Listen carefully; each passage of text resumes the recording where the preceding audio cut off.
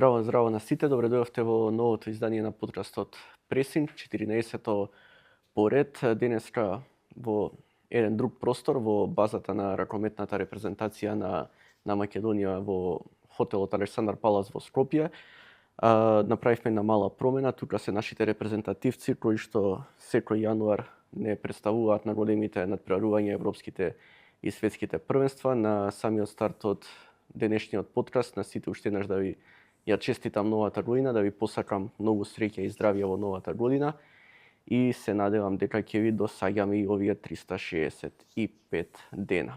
Денеска мои гости, лидерите на ова, веќе не знам ни дали можам да кажам нова генерација на Македонија, нешто што веќе последните неколку првенства и не радуваат и не натажуваат. Капитенот на репрезентацијата на Македонија Филип Кузмановски и најискусниот во овој тим голманот Никола Митревски.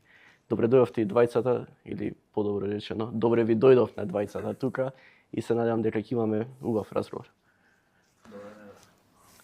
Фала за овоите зборови, мислам дека ќе уживаме во целиот подкаст.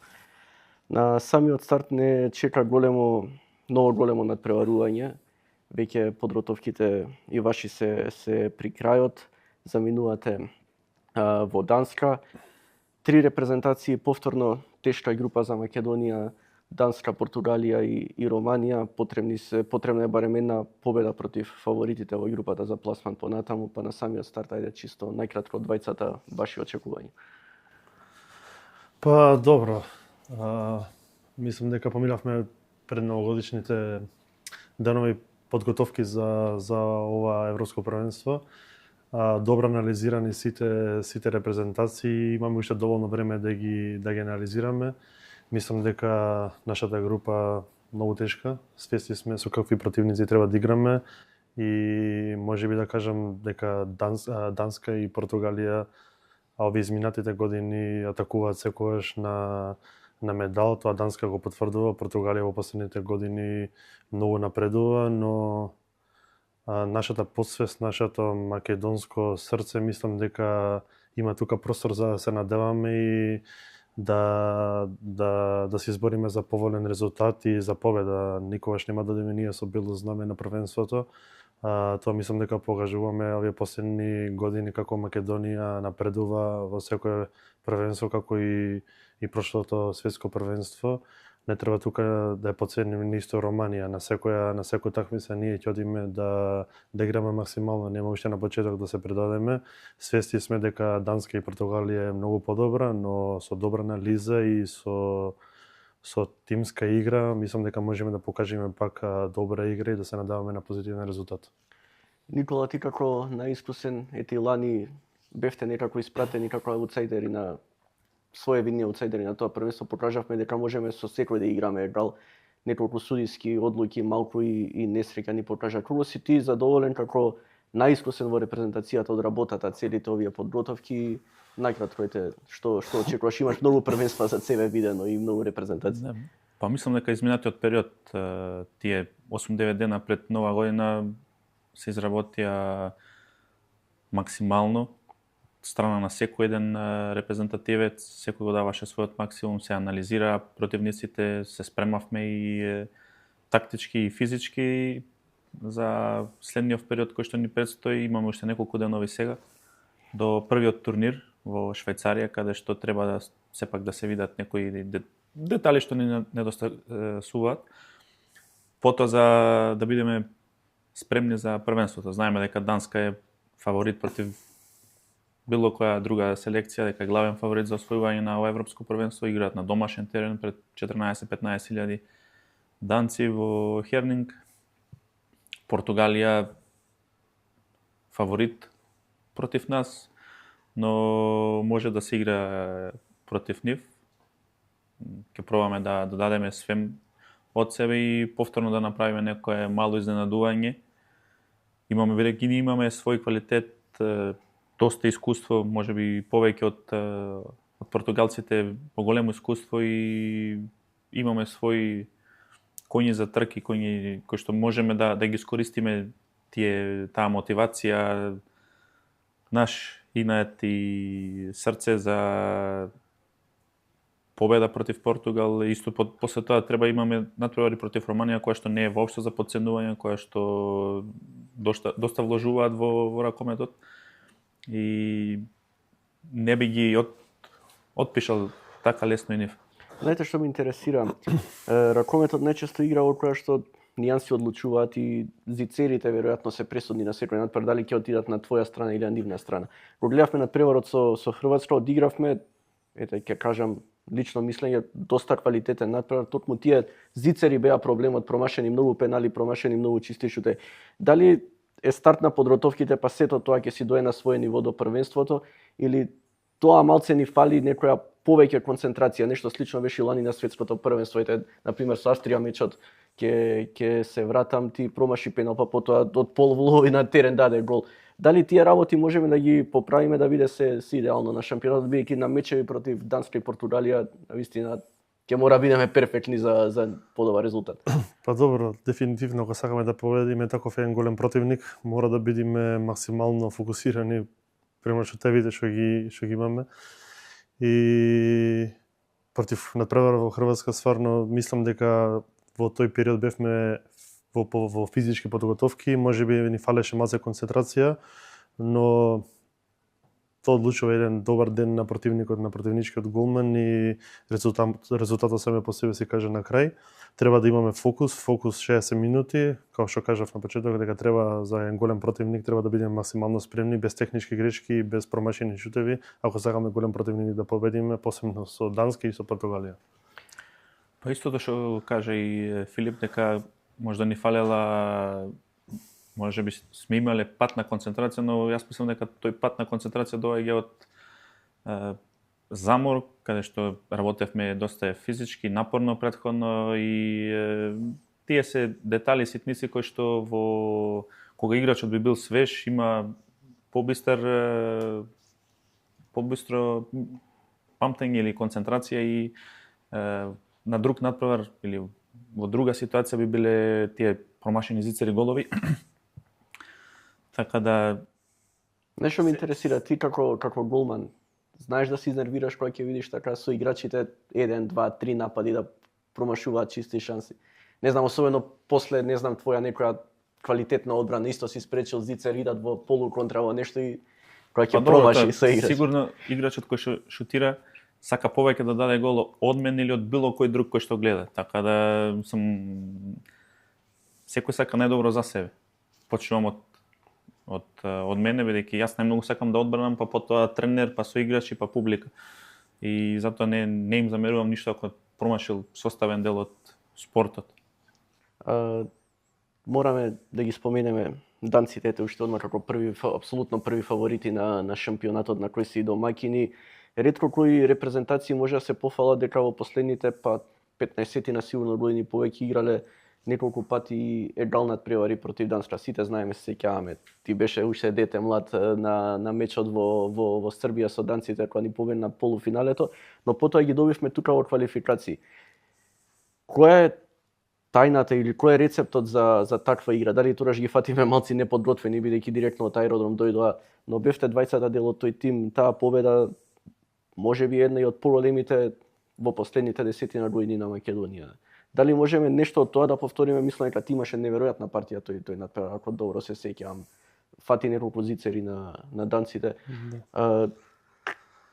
Каде би бил шансата да може да ја најдеме да изненадиме Данска? Дали е прв меч уште и они да не се во играни? Дали можеби многу пати се случувало големи репрезентации не подценат, па не завршувале баш најдобро токму поради тоа подценување? Па добро, сега сме сведоци моментално овие последни години како има многу изненадување, како помали екипи можат да победат како на европските и светските и како во Лигата на шампиони во секој надпреварување во Европа, дека помали екипи може да победат големи екипи. То исто пак добар ден на голманот, како што имавме ние против Данска. Данска, мислам дека добро се сеќавам, тогаш беше светски првак и директно игравме ние квалификации и ги победивме тука во Борис Трајковски, тоа беше во време на короната. И Никола имаше перфектен ден, навистина, како што кажав, ако има голманот навистина ден на надпреварот, големи се шанси да победиме. Данска самото име во подсвест на некои играчи не дека страф, ама можеби со поголем респект. Но тој надпревар така верувавме во себе, игравме 7-6, мислам дека дисциплинирано игравме 60 минути и кога што се сеќам дека 45-та минута мислам дека беше 8-10 разлика против светскиот првак против Данска, што Данска покажува како треба да бидат пример, како треба секои играчи да играат, да се надпреваруваат како тим, како играат модерно, како играат транзиција, како играат нападот, како имаат добар тајминг за шут, за финта, за пас. Пак треба вербата во нашиот, треба менталитетот малце повеќе да веруваме, ние имаме борбеноста, но треба уште повеќе да веруваме како македонци дека можеме навистина дека може да се случи нешто, да победиме голема екипа. Јас се тргнам сами од себе затоа што верувам дека помала екипа дека може да во овој период сега овие изминати години дека тие такви се случуваат, еден добар ден, вербата, тимот да испочитуваат сите 16 играчи што е и нормално со поддршка и се да имаш добар ден дека можеш да се израдуваш на таква една голема победа. Колку треба и одбраната да помогне за голманот да има добар ден? Па многу зависи голманот од одбраната. Може да има лоша одбрана, а добар ден голманот и тоа би се случило еднаш-два пати во текот на сезоната. За константност на еден голман треба да има секако добра одбрана, добро враќање во транзиција према назад. Доста голема улога има одбраната за голманот, како ќе биде поставена тактичката подготовка за тој надпревар, кој играч му одговара повеќе на голманот, која позиција повеќе му одговара и повеќе има ситуации кои што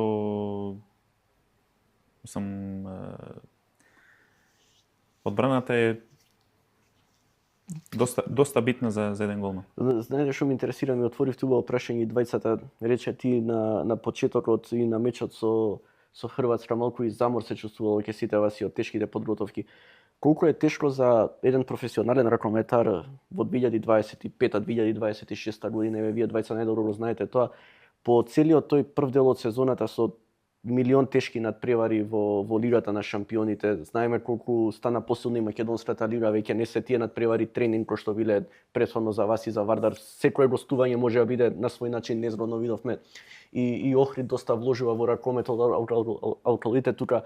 Колку е тешко за вас како луѓе пред се, сите ќе речат професионалци нормално, но вие имате една тешка сезона од септември месец наваму до колку не знам, недела дена дали сте имале пауза веднаш на подготовки со репрезентација. Колку е тешко тоа пред се да тргнеме на страна физички, колку е психички тешко, знаете дека и овој период кога може да ви биде мала пауза во клубската, вие мора од почеток физички подготовки и се останат. Па за ова ниво каде што играме ние, сезоната почнува, не знам, 1 јули.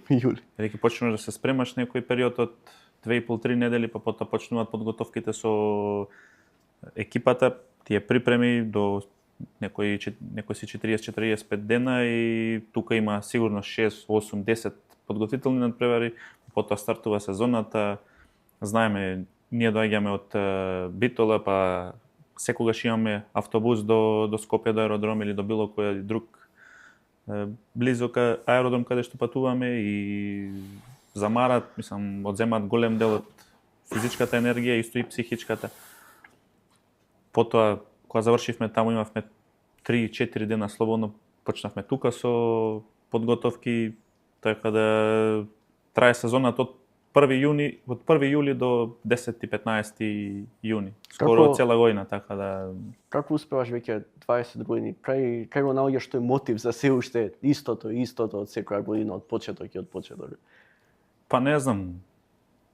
Го правам тоа што го сакам и уживам без разлика дали се тренинзи, патување, утакмици. Секогаш има лоши тренинзи, лоши утакмици каде што губиш или некои повреди каде што паја мотивацијата, но тоа како на дете кога му купуваш играчки и наоѓа занимација во тоа, така да уживам бидејќи ако на некој му е тешко ќе се откажи многу порано.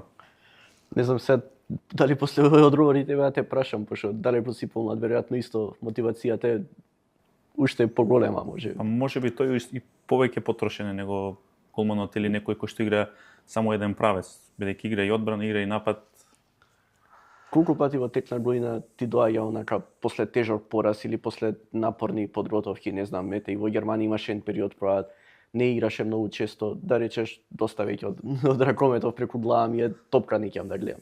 Да, имало многу такви периоди. Пак ќе кажам како Никола, јас тоа го правам тоа најмногу што го сакам, навистина ракометот, живеам за ракометот. После фамилијата нормално на прво место, второ ми е ракометот. Секогаш ќе најдам добра мотивација, посебно сега кога се вратив во Битола, навистина. Некако поразите тешко и поднесам навистина, но тоа е составен дел од спортот. Морам да кажам дека 90% тука од репрезентативците сите се носители во своите екипи и многу сме исто потрошени физички и психички.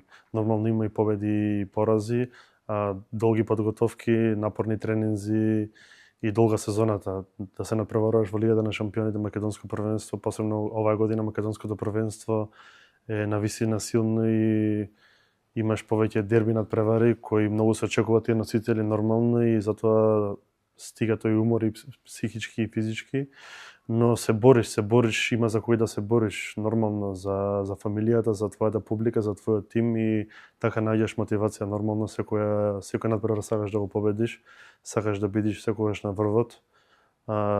Секогаш нас не мотивира посебно мене и сигурно моите соиграчи од Битола.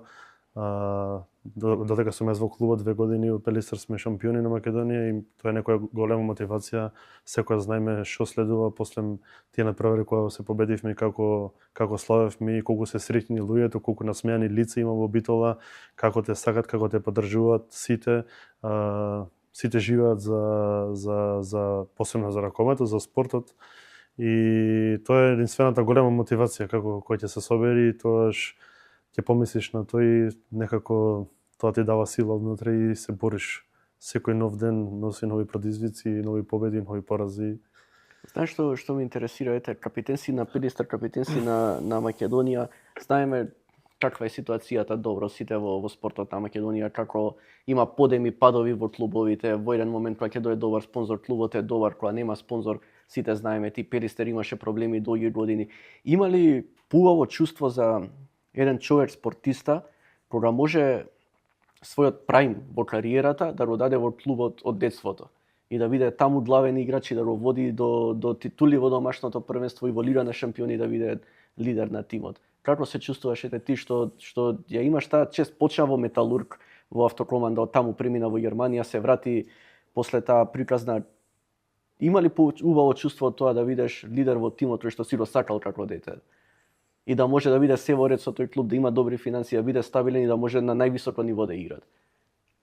За мене најголемо богатството. На секој му посакувам секој играч во својот град, посебно јас дека дојдем од Битола и сите знаеме како Пелистер бил порано со колку традиција, но имал период кога јас почнував првите денови во Пелистер во какви услови сум тренирал и во каква ситуација беше клубот.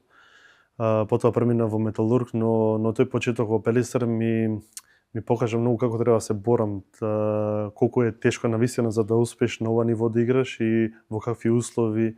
Немавме ни услови за тренинг, нормално ладна сала, недостаток на топки и таквите работи, но тоа кроз животот те научи како треба да се бориш и колку треба да цениш за ова досега да постигнеш. Потоа премина во Металург, навистина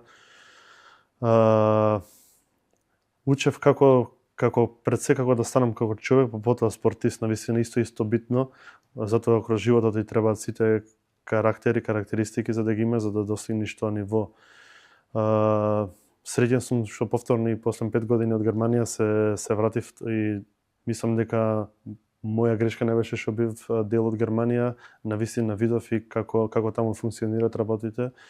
И среќен сум што повторно во Македонија има толку голема конкуренција, посебно Пелистер во Македонија, клубот како расти секоја година и како се надпреварува во Лигата на шампионите.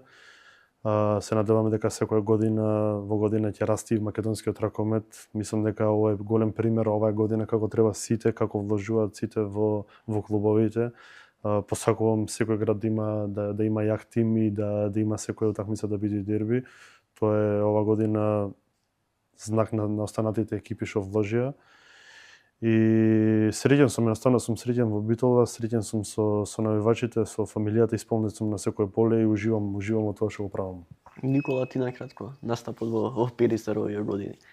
Па добро, јас излегов исто не доста рано, 2007 од Битола и цел тој период кога немаше услови, мислам, фатив и јас. Тој лош период, таа криза, која што траеше повеќе од 10-12 години. Се вратив сега на крај и Пелистер беше единствениот клуб со кој што немав освоено никаков трофеј. И она минатата сезона титулата која што освоивме во Јане Сандански, мислам дека беше шлак на тортата и сум многу задоволен и како што каже и Филип, мислам дека сите уживаат кои што се во делот од Пелистер во овој момент, сите кои што играле, секојаш на секој дерби и Лига шампиони имаме полна сала, што е едно уживање за секој еден играч кој што игра воопшто спорт. Знаете што ме интересира и двајцата, ќе ве прашам, тие си играл ти во Германија, знаеш, во Португалија, па сличен менталитет е како нашиот. Секој дерби надпревар е живот или смрт, дали во Битола, дали во Скопје, дали во Охрид, неважно. Сакам на некој убав начин да го пренесеме тоа на гледачите кои што ќе не гледаат и од Скопје, од Битола, дефинитивно дека сега може да биде и на нож речено тој дерби надпревар со многу навреди од публика и на лични основи. После 10-15 години се заборава се, тој се помнат само титулите и надпреварите кои си играли, промотно може да седнеш и со некој ривал од пред 10-15 години се ќе помине. Колку значи тоа дерби за македонскиот спорт пред се, бидејќи ни фалат, морам да признам, освен во ракометот, во другите спортови немаме толку големо некој дерби што секогаш ќе наполни сала. Колку значи тоа и колку еден таков дерби надпревар меѓу Пелистер и Вардар, на пример, да речеме, како најголеми клубови од двата региона во Македонија, прават токму тоа ракометот да биде спорт број 1 во нашата држава. Помагаат за ракометот да биде спорт број 1. Минатата година сам полна сала, полн стадион со две навивачки групи треба да е уживање за сите. Мислам, многу пати кажав, минатата сезона имавме 5 надпревари Вардар и Пелистер како најголемо македонско дерби, каде што имаше две навивачки групи, немаш ниту еден инцидент и беше за секоја пофалба однесувањето на двете навивачки групи, за разлика од ова сезона каде што имаше фрлање на бакли и од друга страна и во Битола и во Скопје, и кога е све мирно мислам, цела јавност, цела Европа, јас сум бил Португалија и знаат таму луѓето кои што пратат ракомет играчите да го чекаат тоа дерби, да видат какво ќе биде однесувањето, секојаш со пофалби за македонската публика, било репрезентација, било Вардар, било Пелистер, пошто минатата сезона игравме со Спортинг, правев муабет со нив, века секоја чест за атмосферата претходно кога бев во Порто, исто за во Јане Сандански, века страшна атмосфера, за репрезентација Борис Трајковски, да не правиме муабет или на било кој надпреварување, така да многу значи полна сала, добро навивање и културно несување. Без разлика тоа навреда во тек на надпревар се заборава до утре дента, све си заборел, дали некој те опцул или викал или како год. Но верувам дека и од една и од друга страна имаат пријатели, познаници од навивачите кои што играчите имаат пријатели кои што навиваат за противничката екипа и ако не утре дента, следна недела, следен месец сигурно ќе се сретнат, ќе испијат кафе или ќе се слушнат на телефон, така да како сегде во светот, ривалство да, но непријателство не. Речи Никола, премногу емотивно му падна тоа освојување на титулата. Просто ајде ти откако си во Пелистер изминативе години милион пати го отпишуваат. Сите, и во Лига на шампиони, и во македонското првенство. Лани бевте отпишани, реално, и во медиумите, и во јавност, и во сегде дека идете само се појавите, Вардар подротвуваше да ја прослави титулата. Некако успеавте, како успеавте како тим да се обедините да го одиграте тој надпревар, така одиграте феноменален меч. Во еден момент Вардар имаше 5-6 голови разлика, ако не се лажам, успеавте да ја свртите на теренот на големиот ривал, салата се испразни, вие славевте со вашите навивачи, емотивно го примивте сето тоа. Како се чувствуваше во тој момент? Па добро, отпишани можеби не бевме од нашите навивачи, нормално од нашиот претседател и блискиот круг на пријатели на фамилијата. Но после поразот во Охрид, во купот против Вардар, помали беа уште шансите, затоа што знаете сите кои ќе изгубат, мотивацијата падна, играме два уште тешки надпревари за до титулата, треба двата надпревари да се победат. Имаше многу повредени исто играчи. Ни престојат два надпревари против Алкалоид во Скопје и против Вардар. И тоа сакам да остане во тајна во играчите, навистина имавме тој период. Тоа не краси нас како екипа, морам да го потенцирам, затоа што соблекувалната имаме многу здрава соблекувална и многу искусни играчи и играчи за големи надпревари. И кога ќе дојдат тие таквите дерби надпревари, навистина се сите фокусирани и сите сакаат да победат, имаме многу победници и тоа не краси како тим овие години од кога сум јас тука дојден и можам да кажам дека сите постарите играчи затоа што живеат за тоа и сите знаат како треба тие надпревари да ги играт.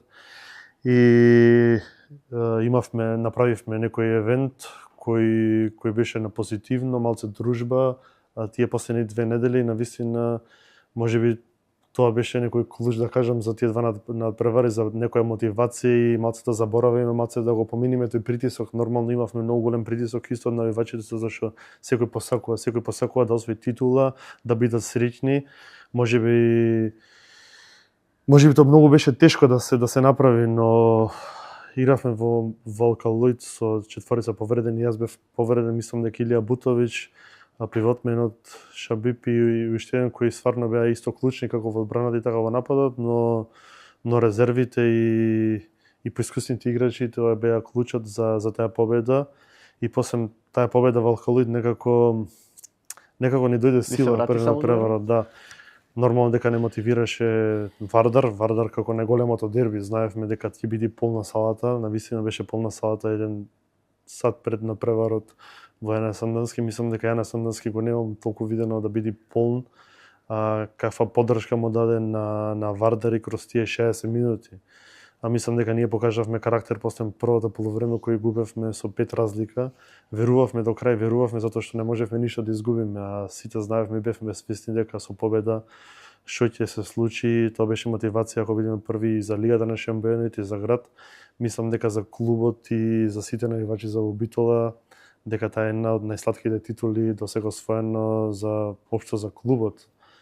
И тоа уште многу години ќе се зборува и навистина сме среќни што ние играчите тоа го возбоживме за Битола, да остане во историјата, во Јане Сандански пред полна последен надпревар да освоиме титула и уште некако имаме емоција од таа и нема никогаш да заборавиме дека треба да веруваме во самите себе, дека и тоа исто ќе биде пример за сите останати во Македонија, дека треба да се верува до крај во сите играчи за клубот и едноставно среќни се со таа голема победа. Знаеш, ќе те прашам искрено, се надам дека така ќе ми одговориш. После тој надпревар, еден дел те нападна и од типот како сепак капитен си на репрезентација и твојата радост на крајот од мечот и се тоа останато.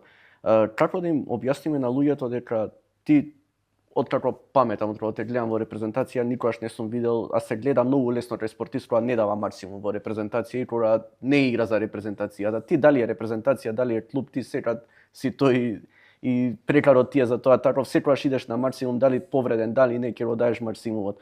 Да им објасниме на луѓето дека тоа што го имаме како дерби меѓу Скопје и Битола, вие ќе речете се гибаме меѓу себе, разбираш. И тоа е убавината и но тоа треба да остане и на теренот. Сме гледале ние дербиња порано многу поголеми со тепачки меѓу играчи, барем сега вие играчите сите меѓу себе имате респект, се почитувате во репрезентација подоцна и заедно играте. Еве, ако споредиме Барселона и Реал во најдобрите години, Рамос и Пујол секој надпревар се тепаа, па со репрезентација на Шпанија ги направија најголемите успеси. Колку има разлика тоа дерби и се во моментот што се случува и потоа дека настапот во репрезентација кога се игра за Македонија играте сите максимум, но се разбира кога даваш максимум и во клубот и ти сакаш да победи твојот тим, исто како што противникот, дали е Вардар, дали е Алкалоид, исто сака неговиот клуб да победи, се ќе направи што е во границите на нормалноста за да родовие тој надпревар. Да. Па добро, знаеш како да изгледува како да не смееш да се израдуваш бидејќи си капитен на репрезентација и мора да носиш некое бреме со тоа дека треба, окей, денеска ќе се израдувам по тоа репрезентација која доаѓа нормално да максимум таа репрезентација. Па ќе почнам со репрезентација затоа што кога ќе представуваш Македонија треба да ја представуваш во најдобро светло нормално. Јас на секој надпревар сум 200% и сакам во најдобро светло да ја представам нормално за Македонија. Тука цела Македонија тебе те гледа, навива, фамилии, ти си пример за сите останати деца и родители како треба да изгледа. Клубот можеби, како да кажам, клубот тоа што те плаќа и посебно мене матичен клуб што ми е и затоа што сум роден победник, нормално дека сакам да победам, све ќе направам и на секој му посакувам таква победа да има и така да се израдува. Тоа се тие некои емоции што со твојот клуб си направил во полна сала Јане Санденски, нема врска дали Вардар бил голем конкурент на Пелистер или Охрид или Алкалуит или било кој. Едноставно тие емоции, едноставно си среќен затоа што сите се сведоци во Битола, посебно за мене, во каков период поминав, колку беше тешко навистина психички, физички со тие подготовки, колку успеси, колку падови низ кроз целата сезона, колку проблеми имавме, колку промена на тренер имавме, колку турбулентна сезона, едноставно тоа ти е награда последниот надпревар, ти победуваш против Вардар и нормално ќе се израдува, што е тоа од самото однатре на душата и не се кам за ништо, навистина сум среќен, се израдував за мојата екипа, за моите играчи, за нашите навивачи, за мојата фамилија, затоа што тие сите посакуваат да ме гледат среќен. Јас тоа го направив, никакви некои намери немав да испровоцирам или да навредам, напротив. Јас се борам за мојот клуб и сакам да бидам секогаш фер и коректен. Навистина, можеби во некој дел за некој, знаете дека сите го поднесуваат секогаш тешко поразот. Јас би го поднесол ако некогаш нешто слично се случило, нормално ќе биде криво но во таа ситуација јас бев победникот и така ми дојде тоа да се израдувам и се надам дека никој не повредив. Јас кога ќе играм за Македонија исто представувам во најдобро и јас против противникот сакам против секој да победам затоа што сум таков роден победник и тоа мислам дека го покажувам како на утакмиците така и на тренингот. Еве Никола и моите колеги што се дел од мојот клуб се сведоци. Не знам да се штедам затоа што дам 200%, сакам да бидам пример како во теренот и надвор од теренот и мислам дека со овие изминати години во иднина ќе покажам уште и ќе имаат уште ќе му бидам на повеќе деца уште и долу. Знаеш, еве ќе даме нова споредба, иако сега е повреден, нема да биде со вас во репрезентација. Лазаревски во купот исто така прослави со навивачите, ти прослави. Сакам да објасниме на јавноста дека ниту треба во Битола Лазаревски да биде навредуван и нападнат, ниту ти треба биде во Скопје, бидејќи кога ќе дојат славењата со репрезентација, без проблем заедно ќе славиме сите заедно под Па добро, видете, јас сум пример како бев исто во странство, како домашните играчи се заштитени на вистина, посебно кога ќе се репрезентативци, како во теренот, така и надвор теренот, како ги почитуваат, но во Македонија некако тие чувства се малку измешани, затоа можеби Пелистер е некој голем ривал и тие играчи можеби се така навредувани, но напротив, мене тоа ме е мотивација на вистина. Јас сум фокусиран максимално тука во теренот, не ќе да провоцирам ни никој. Кога ќе слушам нешто против мене, некогаш можеби ми е криво затоа што сум репрезентативец и секогаш се борам за Македонија и представам во најдобро светло, можеби некогаш ми е криво и зошто тоа се дешава, но друга, ние сме Македонија, сите знаеме како живеат сите за клубовите, сите навивачи, нормално си го поддржуваат клубот и така ќе биде тоа во Македонија. Тоа напротив ме мотивира, уште еднаш ќе кажам, секој навивач за својот клуб треба максимално да си го поддржува. Јас имам свој навивачи што ме поддржуваат во Битола, се надам дека ова не е како некој оправдување за како ја славевме титулата и тоа сите очекуваат, сите имавме навреди и многу пораки стигнати нова, но тако сум карактер, тој што не ме знае, што не ме запознае лично, не може да ми суди затоа што напротив јас тоа не го мислам и едноставно се борам за клубот и давам 200%. Тој што ме познава, знае како размислувам и мислам дека не треба да ми замерува. Знаеш што ме интересира, на страна да тргнеме Вардар, Пелистер, дерби и се останато и тие навреди што реално сегде во светот ги има, ја гарантирам дека и не знам фудбалери на Реал Мадрид и Барселона добиваат навредливи пораки, такво време дојде за се што луѓето си зимаат за право да навредуваат. Ме интересира дали те повредуваше особено тој момент на премин од една во друга генерација на репрезентацијата на Македонија, кога веќе ти почна да ја преземаш лидерската позиција, дека зашто и да се случеше, кој да се случеше пораз, секад Филип Кузмановски, не знам, Филип Талевски во тоа време бевте виновни. Како вие, вас не бе бива и ради тоа губиме, не сте Кирил Лазаров и се останато. Те повредуваше ли тоа толку во тој период? Кога ете, не играше толку во Германија, нели, сите тие работи ти се случува и самиот рече се што си поминал и откако се врати во Битола. Па добро, видете, можеби ние фативме таа промена на генерација. И јас мислам дека имам доволно искуство и ја фатив таа најдобрата генерација која беа во времето на Мирковски, Кирил Лазаров, Стојан Стоилов, Наумче Мојсовски. Мислам дека многу научив од нив и како треба да се носи со критиките. И еден период добро се сеќавам дека бевме добро критикувани од јавноста во Македонија.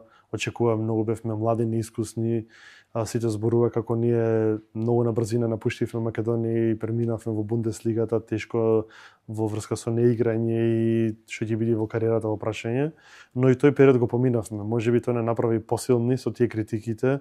Нормално секоја критика ја сваѓаш исто како некој позитивно, учиш од некој, но тука беа секогаш блиските наши пријатели, фамилијата, кои ни даде максимална поддршка, кој веруваше во нас во тие тешки моменти, се боревме, го пребродивме тој и сега сме тука кај што сме. Утре можеби не посакувам, можеби пак ќе се деси, ќе бидеш играч на одлука, можеби ќе промашиш на шут, па пак ќе има критики, но тоа е спортот, се носи со тоа те прави уште посилен и тука растеш како характер и како голем спортист. Како велат, големите играчи ги земаат тие шутеви на крај само и поради тоа, бидејќи да има кој да биде виновен ако не се случи победа. Ме интересира, Никола, пошто ете Македонија е мала земја, сите се знаеме, сите меѓу себе.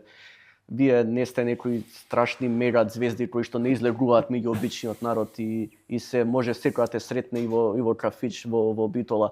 Колку имате притисок поради тоа кога сте пред некои дерби надпревари, пред големи надпревари, кога се движите, кога идете по кафулиња во Битола од јавноста, бидејќи знаеме во Македонија колку е лесно еден ден да бидеш херој, следниот ден да бидеш најголемиот што ќе те мразат, што ќе те напаѓа дека ти си виновен за поразот на клубот или на репрезентацијата. Па општо во Битола има, бидејќи градот живее за клубот, за ракометот, мислам дека поголемиот дел од играчите пред неколку денови пред еден голем надпревар не можат да излезат, а да не се сретнат со некој кој што ќе му каже мора да се победи. Ова утакмица мораме да победиме.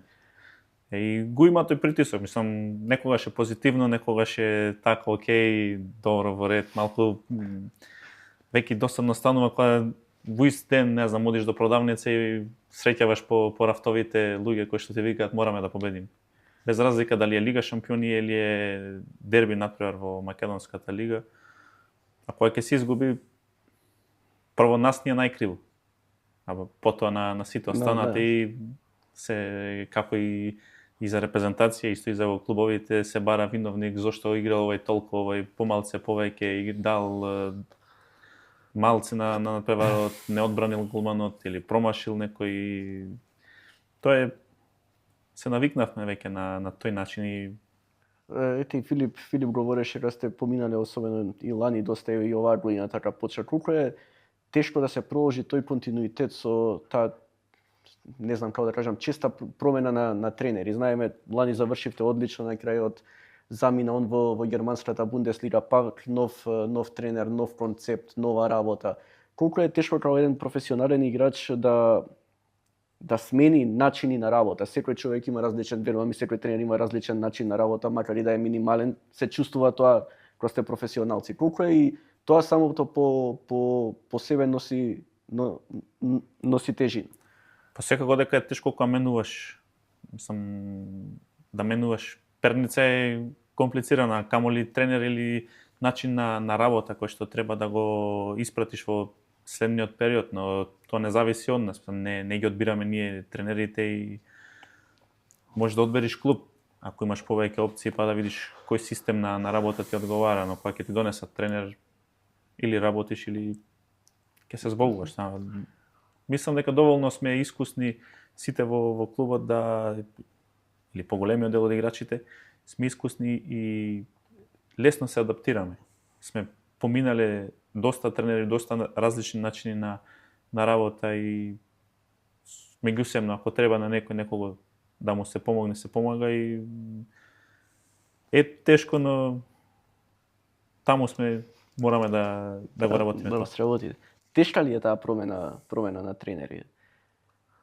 Па се можеби глупо ќе звучи, но таа промена ние како да ја научивме некако секоја година турбулентна и со промена на тренер да бидеме искрени. Нашата средина Пелистер е многу тешка. За еден тренер да успее да остане цела година е навистина тешка. Некако ние како играчи и како град тешко и поднесуваме некои порази и тоа доаѓа до заминување на тренер и тоа нормално дека влие и нормално на нас кога на некој тренер ќе работиш и почнеш подготовките, ќе го научиш системот на работа како треба ќе се адаптираш на неговата работа и после 4-5 месеци не напушта и треба нов тренер да дојде, нормално размислуваш кој ќе дојде сега, дали на некој играч ќе му одговара, дали нас не одговара, дали на нашиот систем, затоа што нашиот тим има повеќе искусни играчи кои поминале многу во нивните кариери и многу имале такво искуство со помош помлади играчи, нормално и секогаш треба и за нив да размислува затоа што секогаш турбулентно за секој млад играч тоа е исто голем притисок кој ќе дојде тренер, треба наново докажување, секој тренинг борба да биде за докажување за секоја минута треба да се борат и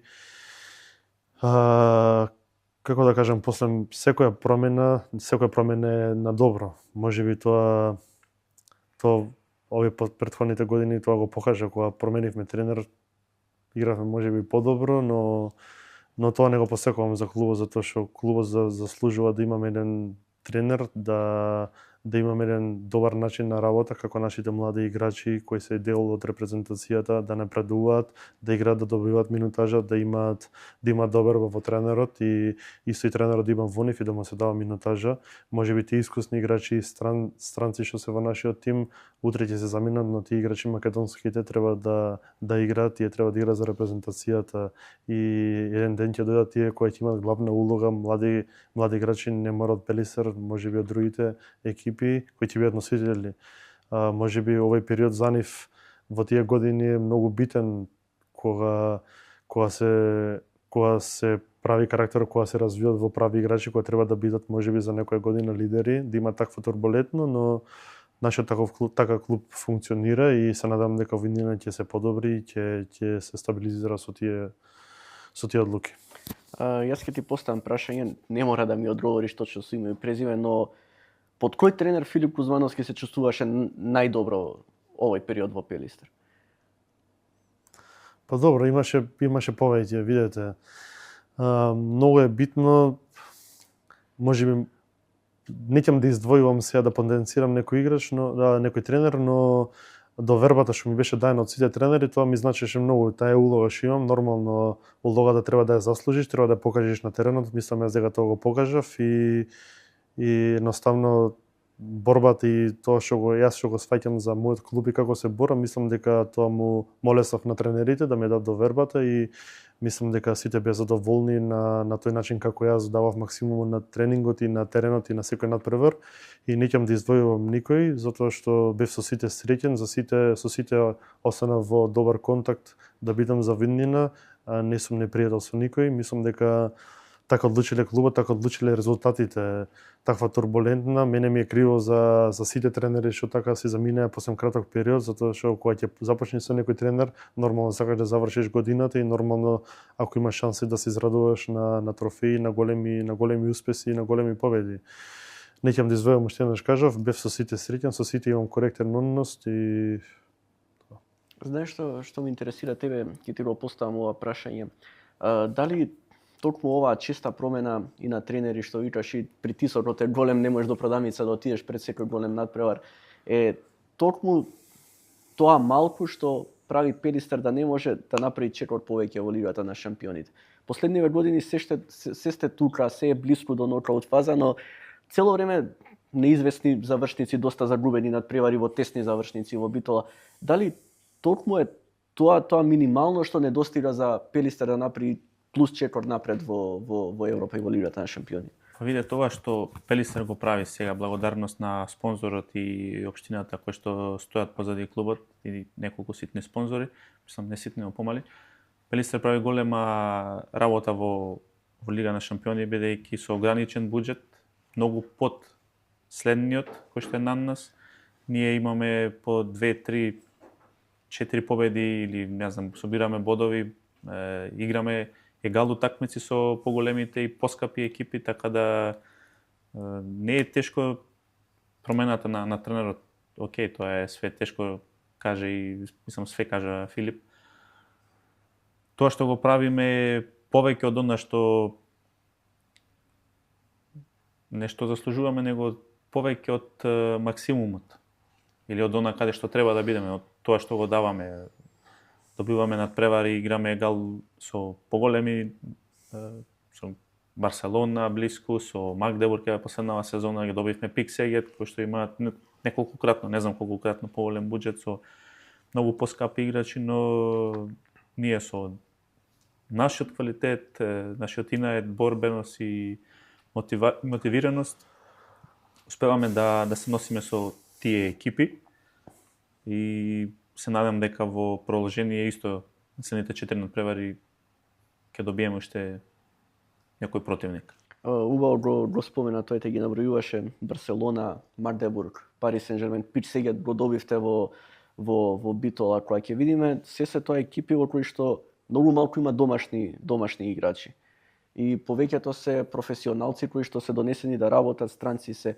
Колку е важно тоа и за Пелистер и за Битола, но и за Македонија, што главниот дел од ракометарите во Пелистер се токму македонци. Ти си тука, ќе го споменам Манасков, браќата Атанасиевич, ти браниш, проблемиот Пешевски е на Пикер, значи колку веќе набројав играчи кои што се стандардни, не се само колку да се пополни бројка, колку тоа помага не само за ракометот во Битола, туку општо и за ракометот во Македонија. Па мислам дека многу помага бидејќи играчите кога играат заедно се познаваат и не им треба толку многу воигрување на собирот со репрезентација, бидејќи нема многу време. И кога се познаваше многу полесно за комуникација на теренот, со поглед, со нека ситна гестикулација, бидејќи знаеме кој што може да направи.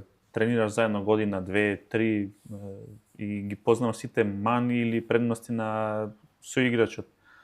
Исто помладите играчи добиваат инструкции или совети од повозрастните, па тие напредуваат за разлика кога би биле негде, не знам, во поголема екипа или со многу повеќе странски играчи кои што нема да имаат таква блискост со помладите, па нема да се интересира многу, нема да дели совети толку многу, но тука кај нас е сосем обратно. На секој еден, дали јас, Филип, Пешевски, Манасков, сите поискусни се обидуваме да им помогнеме на младите, бидејќи ајде, годинава се тука со нас во Пелистер, следна година ќе бидат во некој друг македонски клуб или на крај крајва сите работиме се трудиме за доброто на македонскиот ракомет и македонската репрезентација да го задржиме овој континуитет што го имаме на големи натпреварувања, иако е можно да направиме чекор повеќе на тие натпреварувања.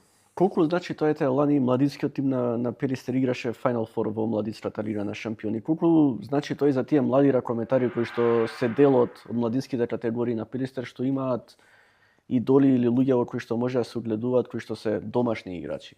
Што се вика, не знам, луѓе од малото, баш од Битола и од колку тоа помага и во нивното развивање, не само на ракометен план, туку и на човечки и се останало.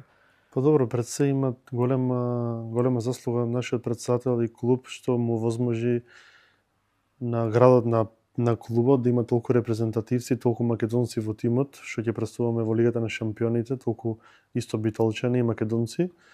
А нормално за тие млади категории младинците на секој надпревар во Лигата на шампионите, секој во себе се замислува како во наредните 5-6 години дека ќе биде тој на теренот и дека тој ќе игра против една голема Барселона и Магдебург, европскиот шампион, и за нив е голема мотивација и во овие последните години тие деца, тие млади категории многу одат напред затоа што Има за што да се борат. Клубот расти, клубот се надпреварува во Лигата на шампионите и за нив е некој голем мотив да тренираат напорно и сите се максимално посветени. Мислам дека имаме добри сите генерации, добро се надпреваруваат и ланската година исто беа на Final Four, а мислам дека таа генерација и мислам дека многу деца и познавајќи и тренери кои сум јас ги поминал исто работат напорно, работат со тие деца како треба првите чекори да направат па се да стигнат до сениори. И едноставно имаат желба, имаат мотив. Мислам дека ние сме најдобриот пример како првата екипа како треба на секој надпревар со професионализам, со борбеност, како треба да се развиват како да бидат на голема жртва за спортот, затоа што ракометот посебно бара на голема жртва да бидеш, за ако сакаш да успеш. А тие деца тоа го прават и тоа го покажува. Се надевам дека ќе веруваат уште и ќе на секој дете му посакувам од секоја генерација да стигне еден ден во првиот тим и да деди со облекувањето со такви искусни играчи. И тоа едноставно сум среќни сме сите затоа што ние сме дел од клубот од Пелисер и тие деца во нас гледат идоли и сите тоа го напредуваат и веруваат и така клубот ќе порасне нормално. За секој клуб е тоа мотивација да извади од своите деца, од своите генерации некој играч што ќе се надпреварува на тие големи надпреварувања, да биде од својата генерација или од својот пионер, кадет до младенци и до сениор да стигне. Да се вратиме малку на репрезентација. Митрески веќе колку години се дел од сите репрезентации на Македонија. Јас се сеќавам кога дете прв пат те гледав на младинското првенство во Охрид кога игравте, ако не се лажам, беше и ти дел од таа генерација со Велко Марковски, Вукчевич, Симич, не знам кои бевте се. Тогаш тренираш со нови деца, со млади деца голмани. Колку си задоволен од нивната работа и тоа што го гледаш во овие подготовки, не знам, Томовски, Галевски се тука, Кидич знае да се приклучи и останати голмани македонски. Колку гледаш потенцијал во нив и колку може они достојно да те заменат во следниот период што доаѓа? Од секогаш Македонија имала добри голмани, самото формирање и во поранешната Југославија, така да има и ќе има, сигурно ќе има, бидејќи има потенцијал во сите, не само потенцијал, него и бранат во своите клубови, така да воопшто не загрижува тоа, без разлика кој да е на гол, има квалитетен голман Македонија. Работите ли напорно во периодов во овие подготовки, вие како голмани? Па се работи сега, бидејќи тренизите такви се налагаат да се тренира, тренираме скоро 2 сати секој тренинг и нема многу време за индивидуална работа. Се работи на детали, на некои ситни грешки, поправање на недостатоци. Нема многу простор кога си со репрезентација да работиш голмански. Индивидуален тренинг, бидејќи се спрема тактика, се напаѓа на 2 гола и немаме многу индивидуална работа, на индивидуални тренинзи. Има, но некако кога си во клуб, каде што 2-3 тренинзи неделно работиш голмански. Ме интересира, за данците, посебно за Гицел, вие како професионалци, како луѓе што вие професија ракометот, како гледате, што е тоа што го прави различен од сите моментално и што е најдобар ракометар во светот? Сте играле доста пати против него, може да кажеме, како е, не знам, како е да очуваш како прво, како и да тие шутеви, како се подготвуваш ти пред надпревар кога треба да се сретнеш со еден играч како што е Гицел, например? Па, како и со секој друг. Без разлика, со некој играч имаш повеќе успех, со некој помалку. Знаеме дека Гицел е најдобар моментално во светот и секогаш наоѓа начин да ја пронајде дупката во одбраната. Не шутира многу од 9 метри, не е некој потрошач на топки, но затоа напаѓа премногу често 1 на 1, има добра соработка со средните бекови, знае каде треба да напаѓа. Тоа е она што го прави различно од другите, каде што еднаш ако не помине на финта, следниот пат напаѓа на друг начин и упорноста, физичката спремност сигурно и интелигенцијата, мислам, кога тренираш во исти клуб, би го знаеле вака како противник. Знаете што ме интересира и Филип кажа пред малку во разговорот дека се гледа што играл домашните и најдобрите играчи се заштитени од суди од се. Дали просечен обичен гледач на ракомет би рекол дека секогаш е заштитен бидејќи е најдобар и му се свират многу лесно фаули, тоа негово влагање надолес од главата. Колку е тешко да браниш човек кој што цело време, вие сте големи луѓе, има многу тепање ракометот кој што цело време некако иде надолес од главата и мора да се случи тој удар со рака во неговото лице. Па добро, во подготовката на надпреварот нормално ги анализираш и треба да си спремен. Нормално во добрите анализи во кој период од играта, кога ќе уморен, кога на почеток како напаѓа и како треба кој став да држи, тоа е тактичкиот дел. Нормално дека треба максимално да бидеш спремен, посебно со Гица, затоа што може да те нападне во текот на утакмицата преку 20-30 пати, треба да издржиш дуел со него. Навистина е одличен, посебно еден, тоа го покажува. За мене можеби топ 3 играчи што сум играл против него и за посебно кога ќе сум јас во одбрана. Но наоѓаш начин, нормално, во соработка со тој до тебе што играш одбрана, имаш договор.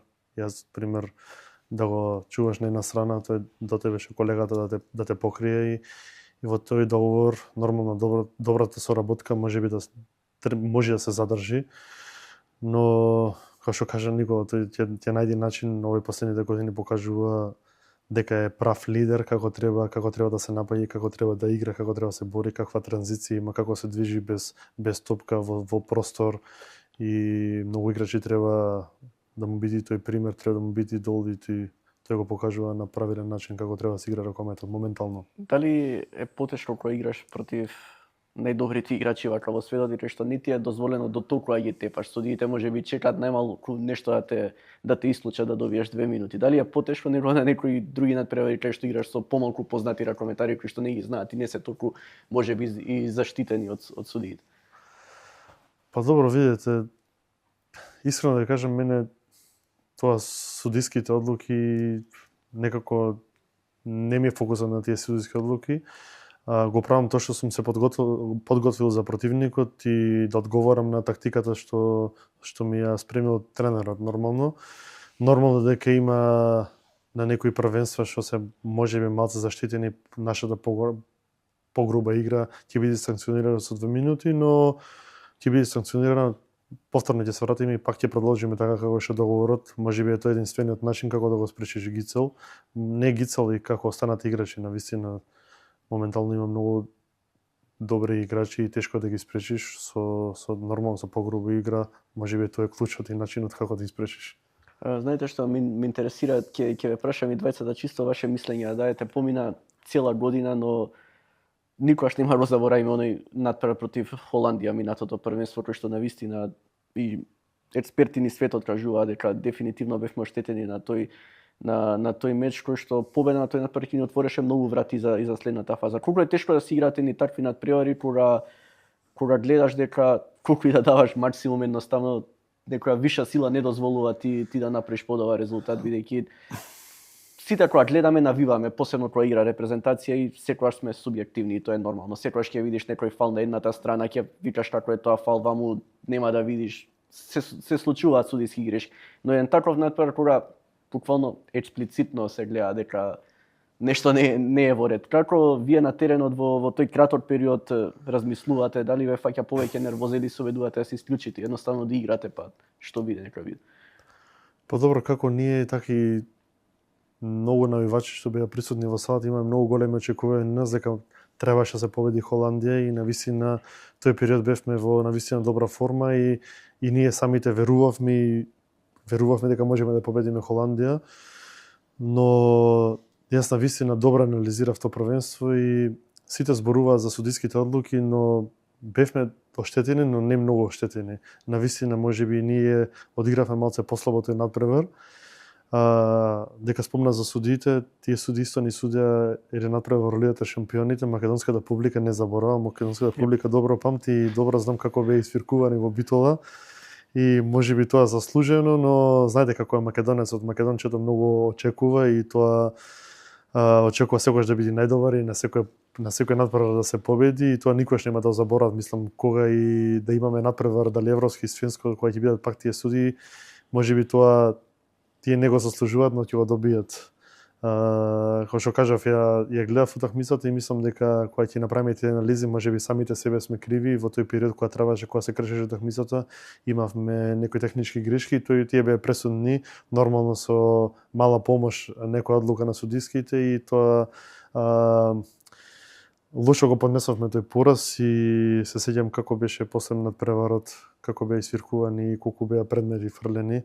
Тоа македонецот сака на секој, тоа е борбеноста, тоа е карактерот, тоа е срцето, тоа е жешкото срце и тоа не можеме да го поднесеме и како тие навивачите, така и ние играчите. Навистина не беше криво, но помина, ќе остане во сеќавање, за тој пораз нека бидат криви судиите. Колку време веќе правиме муабет и цело време зборуваме Барселона, Магдебург, не знам, Данска, европски светски шампион, настапи на големи надпреварувања, секој јануари ние тука еуфоријата е сегде кај секој човек кој што прати ракомет. Нешто што Гицел, ти колку пати имаш шанса да играш против играч како Гицел, не знам, Дикамем, сите останати кои што се најголеми ѕвезди во ракометот. Ниеден друг спорт не може со тоа се пофали во Македонија, дека од година во година, од сезона во сезона, секогаш и гостуваат во Македонија најдобрите играчи кои што се во тој спорт. Која е тајната на ракометот што е таму каде што е во Македонија и е број еден веќе? 30 години колку и да сме самостојни. Веројатно поднебието е такво, каде што можеби ракометот бара најмалку услови за да се постани ракометар. Мислам, бидејќи фудбалот знаеме какви услови имаат светските велесили, какви има кај нас кошарката. Не знам, не сум запознат толку многу од одбојката, нема некоја голема популарност, иако и тие имаат големи успеси. Во последните години настапуваат на секои европски првенства. Ракометот некако уште од поранешна Југославија остана како спорт број еден во Македонија. Во 90-тите беше Пелистер, потоа Вардар, па Металур, па пак Вардар, са Пелистер. И постојано сме присутни на европската сцена, во Лига шампиони, каде што во фудбал не сеќам да има некоја екипа. Немало тим. Наш представник, ние секогаш ги носиме тие големи екипи освојувачи на Лигата на шампионите, дали во Скопје или во Битола.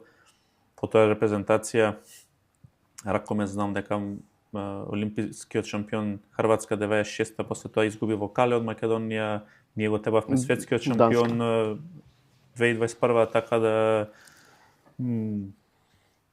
не знам, можеби ние сме така генетика некоја за тој спорт, иако немаме голем број на играчи, да имаме некој квантитет, па од тој квантитет да одбираме квалитет. Ограничен број на квалитетни играчи има во државата, бидејќи не сме голема држава и покрај тоа немаме некои екстра услови. Половина од салите, ако не и повеќе се ланни во зимскиот период, никој родител нема да го пушти детето да тренира во ланна сала, па да настане, па да се влечка по болници, по доктори. Најиздржливите издржуваат до крај, најупорните стигаат до ова ниво каде што играме ние. Филип, ти можеби да не знаеш тајната, пошто Никола, јас не можеме да најдеме која е тајната на тоа што ракометот е спорт број. Сите знаеме, најосновен проблем салите зимно време не се затоплени во Македонија повеќето. Па добро, можеби Никола е постар и поискусен. Јас многу покасно почнав со ракометот и можеби таа многу историја и тие постари играчи не се сеќавам за нив, но во последниот период мислам дека најмногу се вложува во спортот и мислам дека најмал се треба финанси во ракометот за да достигнеш некое големо ниво, посебно во Македонија, во споредба со фудбалот нормално тоа не може да се спореди. И едноставно така, можеби репрезентацијата Македонија на толку големи надпреварувања во континуитет, тоа го направи, тоа го наметна и симпатиите се кон ракометот. Знаеме дека секоја година, посебно во јануари, сите живеат за ракометот и едноставно така, можеби македонскиот народ го навикнавме на тоа, на големите надпреварувања, на европските и на светските, и така остана во тоа и можеби затоа, еве ќе кажам, благодарност и до јавноста и до Ракометната федерација што се надпреварува и до сите останати играчи и претходно постарите што за нас секако помлади играчи, ова помлада генерација се изборија да го направат тој континуитет и ние сега да го продолжиме. Нормално ние сме благодарни на тоа затоа што можеби да го немаше до континуитет, можеби ние тешко ќе се изборевме за тоа првенство затоа што е многу тешко можеби да се падне во квалификации да не настапуваш на некој првенство. И можеби тоа ќе паднеше тоа на ова ниво, мислам ракометот да паднеше на ниво, но еве тука сме ние се трудиме максимално да задржиме тоа ниво и да се надпреваруваме. Можеби затоа тоа е како да кажам, затоа спортот број 1. Ти како што кажа на почетокот, во Македонија, посебно во Битола, дојдоа екипи како Барселона, како Магдебург, дојдоа најдобрите играчи, поединци, европскиот шампион што возможивме во Македонија. Јас се сеќам кога бев во Металург, кога се надпреварува Металург во Лигата на шампионите, кога беше таа добра генерација. Од цела Македонија навивачи го бодреа Металург. Го бодреа затоа што имаше квалитетни македонски играчи кои се надпреварувале во шампионите и затоа што Македонија, македонските луѓе го поттржуваа спортот и го сакаја Металург, го сакаја македонскиот ракомет. Тоа се трудиме сега да го направиме ние. Јас сум сведок во Битола кога ќе играме против таквите големи, има побарувачка нормално од сите градови, не е цела битолска публика, има многу другите градови затоа што сакаат можеби не нас да не бодрат, дојдени се тука да го гледат еден Дикамем, еден Гисти Кристијансон и такви познати големи имиња. Ние му возможивме на македонската публика да го гледа од блиску, да биде присутен во салата европскиот првак. Се надевам дека тоа ќе стане и ќе биде во континуитет уште наредните години. Мислам дека можеби утре други ден некој друга екипа ќе го прави, но тоа ќе биде добро за Македонија затоа што имаат прилика да гледат, да ги гледат најдобрите екипи, најдобрите играчи во салата, да осетат и атмосфера и се. Знаете што ме интересира? Дали сме општо како јавност малку и размазени кој ракометот во прашање? Јас израснав во автокоманди, токму се сеќавам на тие денови на Металург од почетокот. Тоа беше, значи, кога почнуваше Металург во групната фаза со Червар во Лигата на шампионите, тоа пак беше 4-то, 5-то место да се помине од вајно. Цел народ и цела држава, еве ти во рече, од цела Македонија навиваа луѓе и се правеше голема еуфорија пред секој меч на Металург во Лигата на шампионите. Дали некако премногу 15 години колку Македонија има квалитетни тимови во Лигата на шампионите, се еве на големи надпреварувања, ние не знам, да завршите 15-ти, 16-ти на светско првенство, се некако тоа се прима како окей, не беше лошо, не беше катастрофа, нема да плукаме никого да ги напаѓаме ракометариве, но како нешто најнормално е што Македонија игра со најдобрите. Не е мала работа да си 16-ти во свет во било која професија, во било кој во светот. Дали таа малку размазеност на ракометните фанови доаѓа тука и до израз овој последниот период?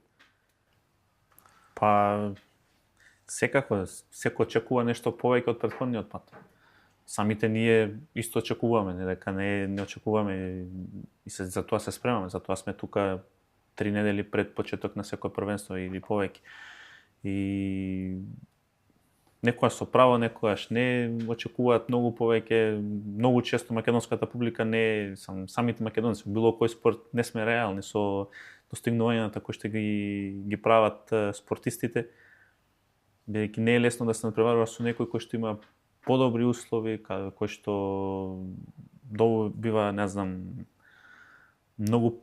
И ние исто така имаме добар третман и од публика и од федерација и секогаш сме благодарни за тоа што го добиваме, но кога си во некои подобро економски ситуирани земји, кога се надпреварува со француски екипи, германски или скандинавски, секогаш си подценет од остатокот. Те гледаат поинаку и не е тешко да се бориш против сите. Малте не оставени сме сами против противниците.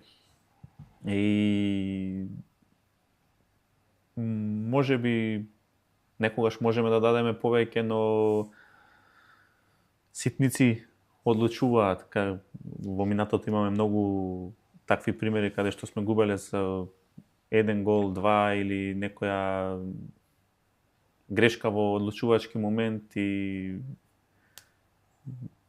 мислам дека треба да го продолжиме тој пат кој што го наследивме и кој што се создаваше во минатите години, па и да бидат размазани македонските навивачи, битно е ние да учествуваме на тие надпреварувања. Дали ќе освоиме, дали ќе направиме некој поголем резултат или не зависи само од нас, бидејќи не се надпреваруваме со замислен противник, тука имаме живи луѓе кои што исто и тие се спремаат за нас како ние за нив. Твојата генерација на младичкото светско првенство ќе ми испрешав грешно, ама мислам 7 завршивте, така или 6-то место завршивте, да игравте за 5-то место. Дали како помина тоа првенство веќе готово јавноста се направи дека сега Кузмановски и сите заедно мора од следното кога ќе дојдат во сениори секое првенство да бидеме четвртфинале, полуфинале. Колку и тоа прави притисок кон вас бидејќи највеќе сте на око на јавноста. Секогаш највеќе се очекува од ракометот и од ракометната репрезентација. Бидејќи од другите спортови нема толку очекувања. Фудбал игравме на европско, окей беше, отидовме, се израдувавме, изгубивме, но некако помина сето тоа нормално. Колку и тоа ви прави дополнителен притисок што секогаш неуспех е, не знам, 16-то место да речеме. Па добро, таа генерација кој завршивме во Алжир на светското првенство на 6-та позиција беше по мој најдобрата генерација. Но изминатите тие години кога се напреварувавме кадетски бев мислата генерација и мислам дека завршувавме на последните места и имам висто голем притисок зашто таа генерација има толку слаб пласман, зашто не сме на нивото на тие наши генерации да се носиме со Шпанија, со Шведска, со Франција. И тоа светско првенство беше како некоја последна шанса, последна генерацијски за да направиме нешто. И направивме 6-то место и како да се врати во луѓето таа верба дека може ова генерација нешто да направи, дека тие ќе бидат сите носителите во сениорската репрезентација, но можеби во тој период тогаш немаше како сега што имат прилика сите македонски играчи, моментално што се сите во репрезентација да имат таа улога да бидат сите носители во играта.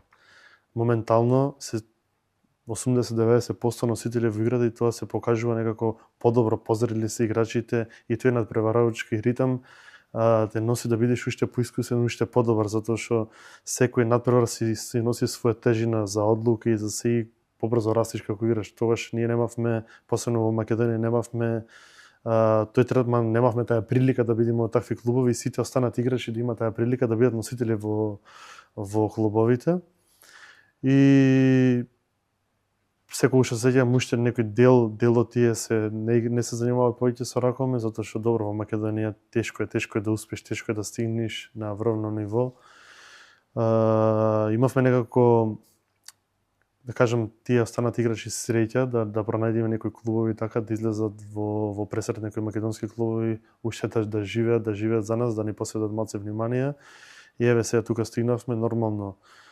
Уште голем притисок и јас ден денес раскажувам како беше порано и сакам да му кажам на младите како на вистина имавме услови за на тие надпреварувања младински кадетски, но никогаш немавме успех и како турбулентно беше, колку беше тешко да стигнеш на надпреварување, колку беше тешко да стигнеш до тие големи надпреварувања, какви услови имавме, со што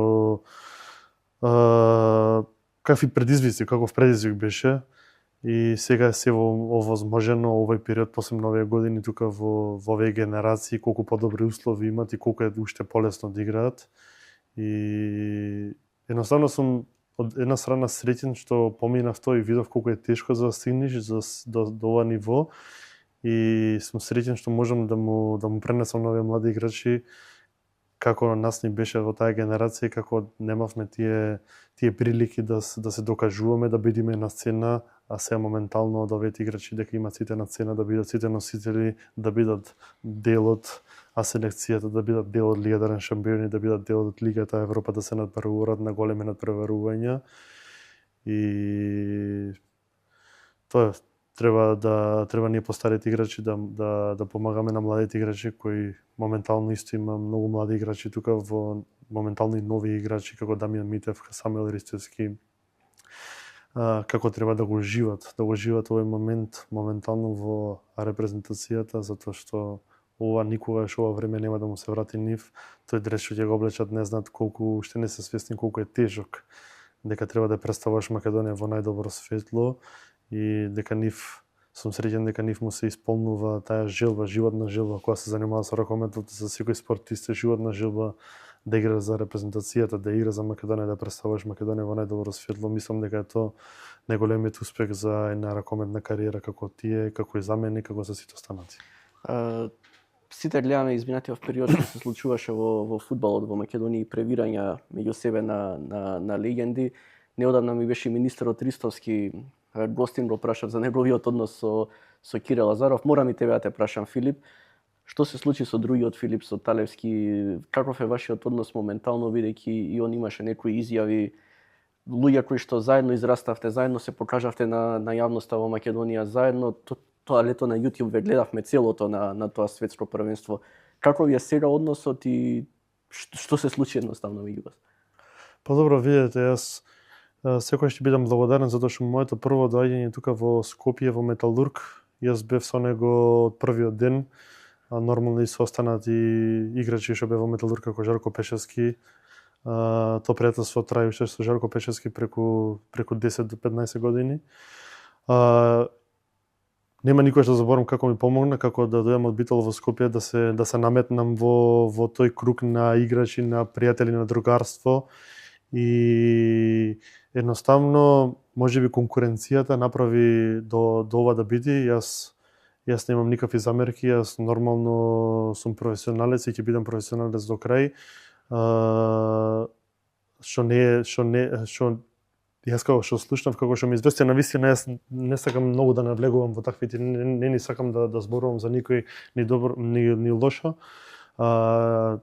Јас кога ќе имам прилика, нормално од професионализмот тоа го прави, имавме ние претходната година исто направи еден против друг, мислам дека коректно се честита победа, се посака со среќа на почеток, мислам дека јас немам никакви замерки, секогаш ќе бидам благодарен.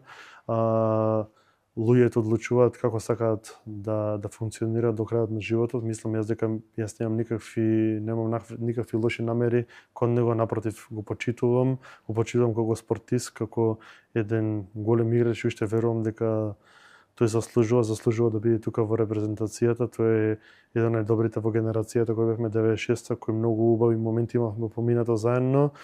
И тој е македонец што го сака спортот, живее за ракометот и му посакувам се најдобро, немам ништо искрено лошо ни мислење за него и му посакувам се најдобро кариерата. Самиот кажа дека не ти е криво што замина во Германија толку рано. Магдебург не беше на тоа ниво како што е денеска европски шампион, но колку значеше за тебе тој период и дали некако директно ќе те прашам, те врати малку и на земја, бидејќи знаеме во Македонија колку лесно се стануваат звезда, колку лесно паѓаш после тоа.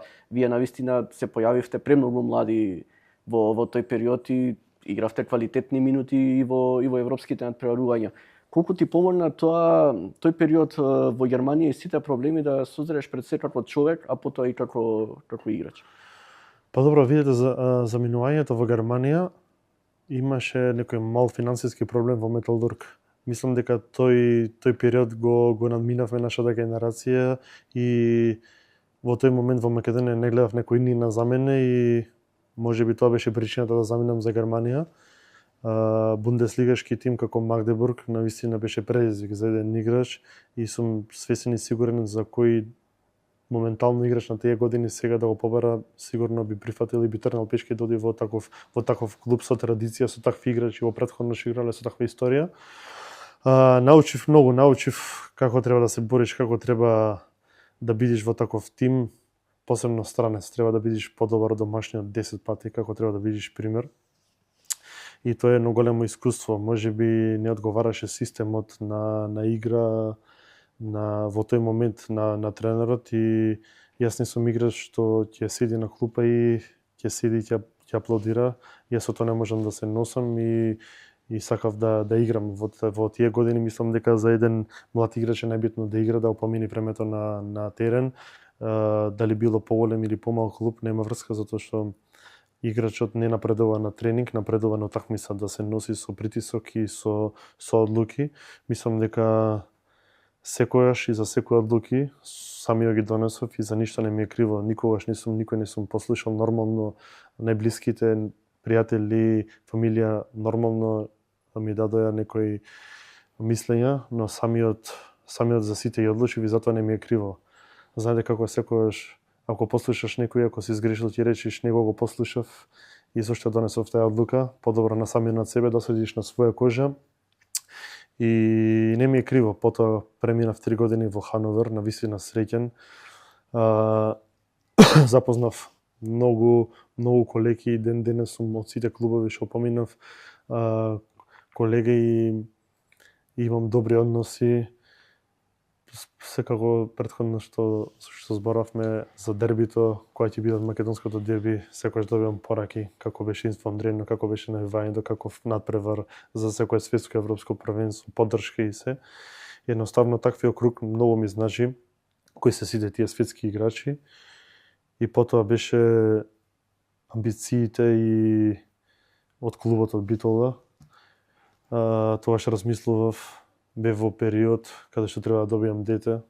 Сакав да бидам тука блиско до фамилијата, да ги здравам родителите, затоа што тие има заслужено најмногу за неговиот внук да го гледат моментално тука и неговиот син да го гледат тука во Битола, да бидам поблиску до нив, но тоа не значи дека ќе останам уште во Битола. Едноставно таков беше периодот, така одлучив и за виднина ќе видиме. Да се вратиме на противниците на европското првенство. Португалија, земја во која што настапуваше неколку сезони, го знаеш системот, кога беше ти во Португалија, тогаш се појавија браќата Кошта, беа се уште премногу, беа млади, се уште се млади, но беа уште помлади. Како би ја оценил целата репрезентација? Мене искрено, ако некој ме прашува, и ако можам да кажам, многу ме потсетува целата работа на Португалија со ракометот на Македонија. Некако од ништо полека направија успехи, само растат од година во година. Имаат падови, на пример, од време на време, но некако растат и клубски и репрезентативно. Како би ја оценил оваа репрезентација на Португалија и кај ги гледаш можеби нашите шанси? Па португалците вложуваат долги години наназад. И ако земеме некоја статистика на последните 7-8 години во тие кадетски младински првенства се секогаш во врвот. Браќата Коста првата сезона моја во Порто заедно беа со мене. Исто и тие на нив им беше прва сезона во Порто, после тоа ги заминаа во Спортинг. Се работи малце различно него тука, им се дава повеќе шанси на тие млади играчи, им се ако некој има потенцијал се турка, се носи напред на штета на можеби на резултат или на некоја европска победа, но секогаш им се дава шанса на младите играчи, си ги ценат своите и им барат најдобар клуб да го пушта го спреда тој млад играч на позајмица каде што би напредувал. Не е само да седи на клупа или на трибини, него им бараат клубови каде што ќе играат 60 минути. И тој играч со, како што каже и Филип, играч отрасти на надпревари, кога тој играч со сезона 2 на грб на 18, 17, 19 години, не е на исто ниво како овие другите кои што седат на клупа или на трибина. И тука напредуваат доста многу, имаат многу добри услови, особено тие 3-4 клуба во Португалија кои што имаат феноменални услови за работа, добри тренери и секогаш се стремат на највисок, најголем резултат. Доста често исто како кај нас нереално, но тоа е она што ги турка напред. Особено сега кога се погоди таа генерација на Порто, каде што бев јас, наликуваше на Металург со 12 репрезентативци и 3-4 странци, каде што сите растат, сите добиваат на искуство. Исто беше и во Порто, после тоа сега презема све Спортинг, кај што поголемиот дел на репрезентативци или носителите се од Спортинг, браќата Коста, Салвадор, уште 2-3 други играчи. Не дека не се победливи, сам далеко од тоа, анализираме, се спремаме, се уште е рано, но мислам дека има шанса да се носиме со нив и мали детали да одлучат на наша страна. Добар ден, наш добар ден, голманите да фатат топки, да имаме добра реализација и не треба многу, особено сега во спортот. Иако можеби ракометот, кога има голема разлика од квалитет, секогаш најчесто победува овој другиот, некако фудбалот, ќе се повлечеме сите и на 0-0, контра ќе чекаме. Бидејќи тука мора да нападнеш и да те нападнат. Подинамична, многу подинамична игра. И мислам дека може да се игра и може да се победи. Помина убаво време во Португалија, во Порто имаше убави моменти, имаше и тажни моменти. Се случи цела трагедија со Кинтана во тој период кога беше и ти таму. Како го прифативте сето тоа вие како соиграчи во тој момент? Дали повеќе ве обедини таа несреќа и дали лично тебе те замисли општо за животот, како во секунда се може да се промените? Нема како го преброди тој момент, бидејќи верувам дека било многу тешко за сите вас? Не сакам многу да зборувам, но за кога го спомнавте животот, 13 сати претходно имавме надпревар каде што победивме и све беше супер, или лично со мене некои 3-4 минути правев мојот претходно пред да се случи сето тоа. Јас заминав на една страна, тој на друга страна и беше тежок период, ужасно тежок. Не би му посекал на никој да го доживее, но се најдовме во таква ситуација, мораше да се продолжи понатаму. Некако екипата се зближи и ако имало претходно некои, да речам, кланови, тоа е подела во генерации, не се кланови, не може и овие од 7-18 години да имаат исто размислување како од 30, и некако сите заедно се споевме, јас бев таму, единствен голман заедно со него и да, со некој кој си цело време, како е, бидејќи голманите сте ајде, ти самиот го кажа зборот, како посебен клан во еден клуб со некој што си цело време заедно и се случува нешто такво во моментот. Колку те многу не погоди. Многу сите не погоди. Беше ужасна атмосферата и на тренинг и следниот неколку месеци беше. Може ли да се заврши таква сезона до крајот и да има смисла, не знам. Животот продолжува. Така, мислам, тешко ни беше на сите нас. Знаете, после тоа утре дента требаше патуваме на Лига шампиони во Брест, се откажа све, откажавме такмицата, нема надпревар, тренинзи немавме неколку денови за малце да се помене тоа, но немаше, мислам, останува тоа. Нешто ова многу убаво го кажа ти, тоа треба да биде порака за сите, треба како прво сите да сватиме спортот како забава, како нешто што ќе не забавува во моментот додека го гледаме и ќе ги заборавиме сите негативни и неубави работи, бидејќи животот е краток и во секунда се менува, барем ние како Македонија знаеме за многу трагедии што ни се. Краток е и како што е на англиски play the game, игра е играта и игра. Мислам, ние далеко од тоа играме на тренинг некоја игра, па ќе се скараме, сакаме да добиеме и така натаму. Баскетбол мало да играш, па ќе а камоли кој играш професионално и малце не знаеме да ни самите ние да уживаме дали успеси или самата игра, самиот живот. Дали е тоа премногу стрес, со премногу емоции влегуваме на секој тренинг, секој надпревар. Тоа е нешто што треба да научиме од скандинавците. Јас знам уште од дете кога пратев и женски репрезентации ракомет, Данска, Норвешка, дале гол, примиле гол, изгубиле, насмејани. Дали тоа ни недостасува малку за да бидеме поопуштени и полабави во животот, бидејќи ете ова е уште една припразна дека се менува во секунда и џабе се нервози за данските судии, например, не знам, Мислам дека ние сме сосема поразлично поднебие, околината, социјалниот живот не прави да бидеме под поголем стрес. поголем притисок и можеби со самото тоа кое сме на терен и знаеме дека навивачите ќе бидат нервозни ако се изгуби, дека ќе има притисоци, дека на некој кој што не гледа тие сат време 60 минути му се да се ослободи, да се опушти од цела нервоза што има дома, на работа или со 300 други проблеми, каде што верувам дека во Скандинавија сите имаат проблеми, дека немаат, но е на многу пониско ниво тој стрес и тие проблеми, па скандинавските екипи играат и кога губат и кога добиваат со ист ритам, исто задоволство, нема голема разлика во нивното однесување, за разлика од нас, ние кога водиме све супер, ако губиме. Не е баш така. На крајот ни останува и Романија, ќе ве прашам и двајцата, ја верувам дека самото спортски ќе одите на победа на секој натпревар без разлика дали е тоа Данска или Романија. На нас новинарите ќе ни остане да си правиме приказни, ако ја победиме Романија во кој шешир ќе видиме за бараж, за светско и се останато. Двајцата реклате дека исто така квалитетна репрезентација, ако најмалку говориме за неа, што очекувате од романците и која е нашата шанса за победа против нив? Добро, напротив, не треба да се потцени, мислам, Романија.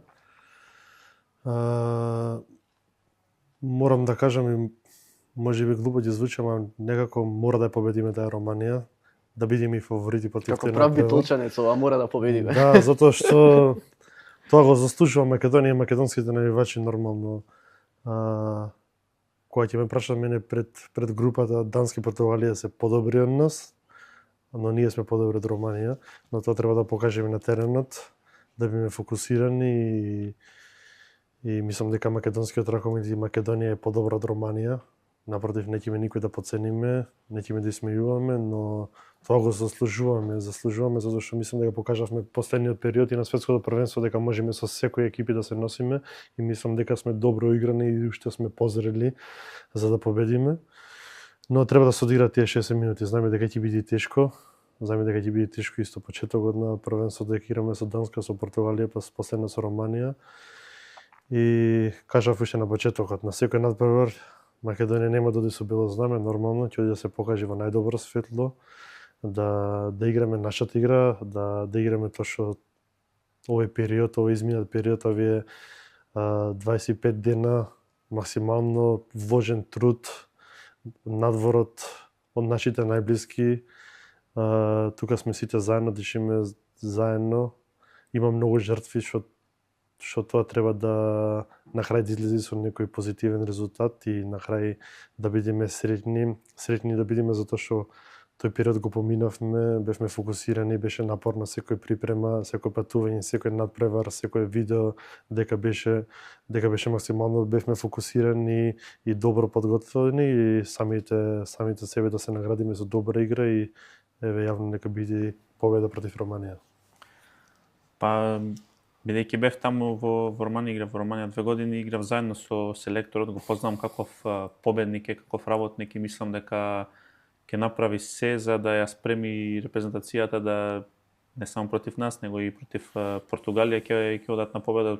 Убеден сум, имаат помладена селекција која што е доста полетна и треба да напредува, но како што каже и Филип, ние сме подобри од нив, тоа треба да го покажеме на терен, да го потврдиме и одиме на тоа европско првенство да направиме некој успех за Македонија. Долги години си во репрезентацијата, некогаш беше еден од најмладите, сега си најискусниот во неа, голем дел од твоите соиграчи од сите тие времиња сега се дел од стручниот штаб, Стоилов, Миркуловски, Лазаров.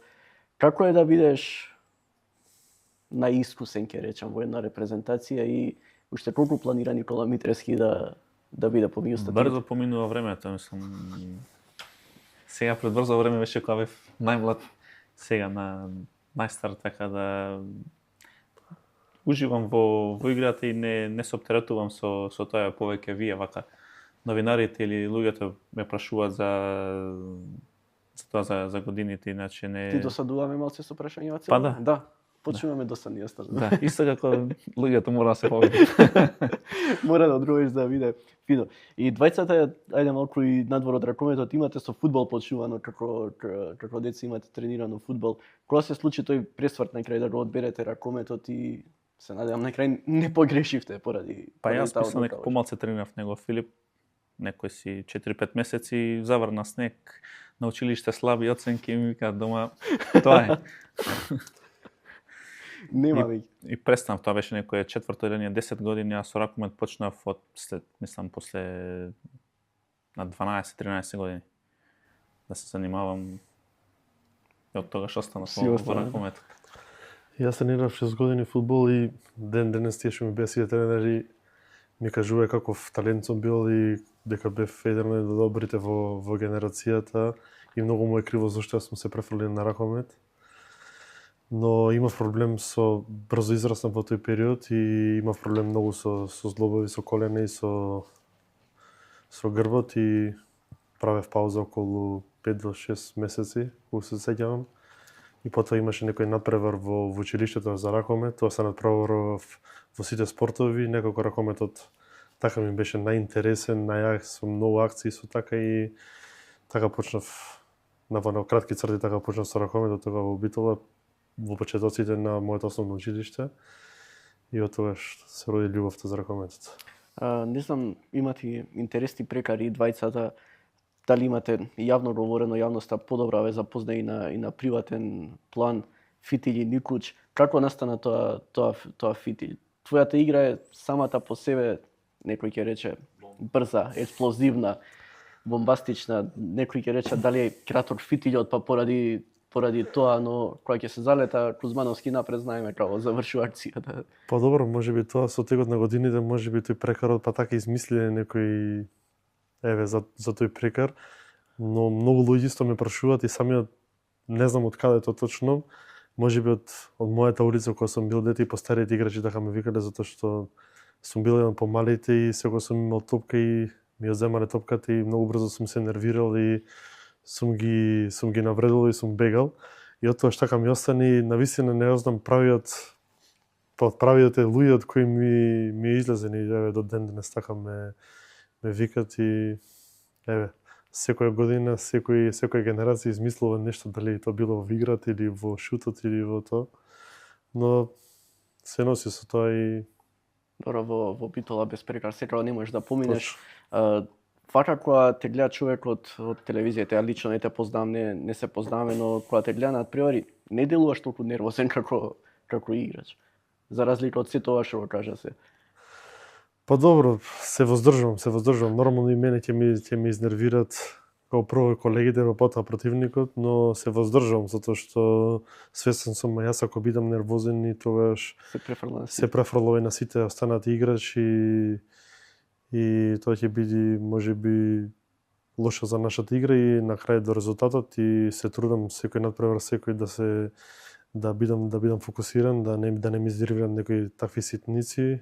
Во Македонија е тешко, во нашиот клуб е тешко со такви играчи, но се воздржувам и максимално сум мотивиран и ги клавам тоа настрана, се трудам максимално да не се нервирам и до сега се носам. Па како што изгледа добро, се не знам во тебе лично како е, ама во себе што носиш. Како Никуч? Па во Битола Никола Коле и Никуч имам самото име го носи тој прекар, така да не сум само јас. Сега што прв те кажа фамилијата или исто на улица? Па Никола, освен мајка ми вака некој кој ќе налутиш. Не. Само таа така знае на цело име ме викне Никола, иначе никој друг. Можда брат ми кога треба да ме издвои као некој, иначе сите Никуч, Колјо. Тоа е таа тежина што го носим името Никола, да и мене ретко Никола некоја да ме рече. Да, и нормално е тоа, Никуч имам милион.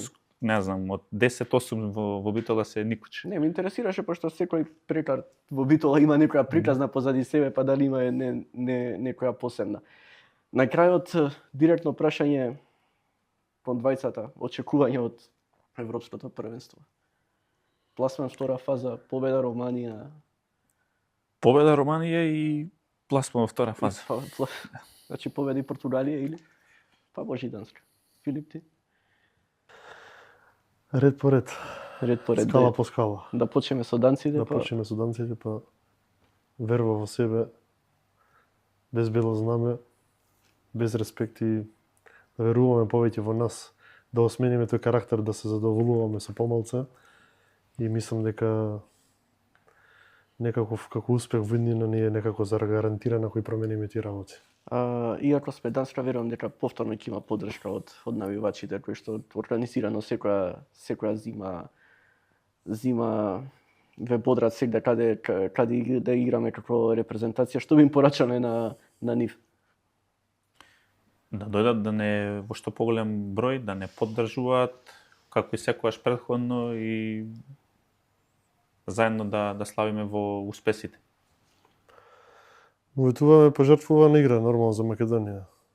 Сана се секогаш ти 8 играш на трибината, секоја година на секој првенство, било во која држава се игра, имаме максимален број и Европа и светот се чудат како ние македонците сме секогаш во секоја сала присутни, како имаме таа поддршка.